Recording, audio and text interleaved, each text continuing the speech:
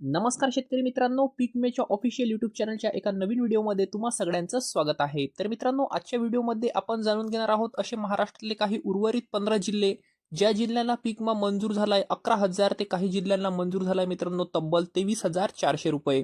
आता मित्रांनो, ते 15 जिल्हे कोणकोणते आहेत व सोबतच हा पीक विमा तुमच्या खात्यामध्ये तुम्हाला कधीपर्यंत इथं मिळणार आहे, आपण ते सविस्तर या व्हिडिओमध्ये जाणून घेऊ। पण मित्रांनो, व्हिडिओ पाहण्याआधी तुम्ही जर आपल्या चॅनलवरती नवीन असाल तर प्लीज सबस्क्राईब करून ठेवा अशा शेती संबंधित व कुठलेही पीक विमा अपडेट्स जाणून घेण्यासाठी। तर चला मग मित्रांनो, व्हिडिओ सुरू करूयात। तर इथं सगळ्यात प्रथम जिल्हा आहे मित्रांनो, तो आहे गडचिरोली।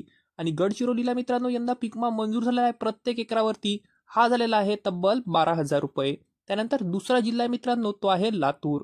आणि लातूर जिल्ह्याला मित्रांनो यंदा पीक विमा मंजूर झालेला आहे प्रत्येक एकरावरती, हा झालेला आहे 23,400 रुपये। त्यानंतर तिसरा जिल्हा आहे मित्रांनो, तो आहे वाशिम। आणि वाशिम जिल्ह्याला मित्रांनो यंदा पीक विमा मंजूर झालेला आहे प्रति एकर, हा झालेला आहे 23,400 रुपये। त्यानंतर चौथा जिल्हा मित्रांनो, तो आहे वर्धा। आणि वर्धा जिल्ह्याला मित्रांनो यंदा पीक विमा मंजूर झाला आहे प्रति एकर, हा झालेला आहे 19,800 रुपये। त्यानंतर वर्ध्याच्या पुढचा जिल्हा आहे तो आहे सोलापूर। आणि इथं मित्रांनो पीक विमा मंजूर झालेला आहे प्रति एकर, हा झालेला आहे 20,200 रुपये। त्यानंतर सोलापूरच्या पुढचा जिल्हा मित्रांनो तो आहे सांगली। आणि सांगली जिल्ह्याला मित्रांनो यंदा पीक विमा मंजूर झालेला आहे प्रति एकर, हा झालेला आहे 23,400 रुपये।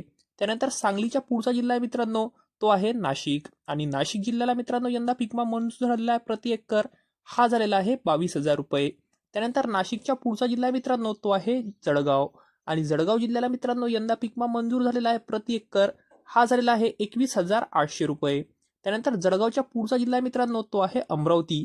आणि इथं मित्रांनो पीक विमा मंजूर झालेला आहे प्रति एकर, हा झालेला आहे 22,600 रुपये। त्यानंतर अमरावतीच्या पुढचा जिल्हा मित्रांनो तो आहे अकोला। आणि इथं मित्रांनो पीक विमा मंजूर झालेला आहे प्रति एकर, हा झालेला आहे 23,400 रुपये। त्यानंतर अकोल्याच्या पुढचा जिल्हा मित्रांनो तो आहे परभणी।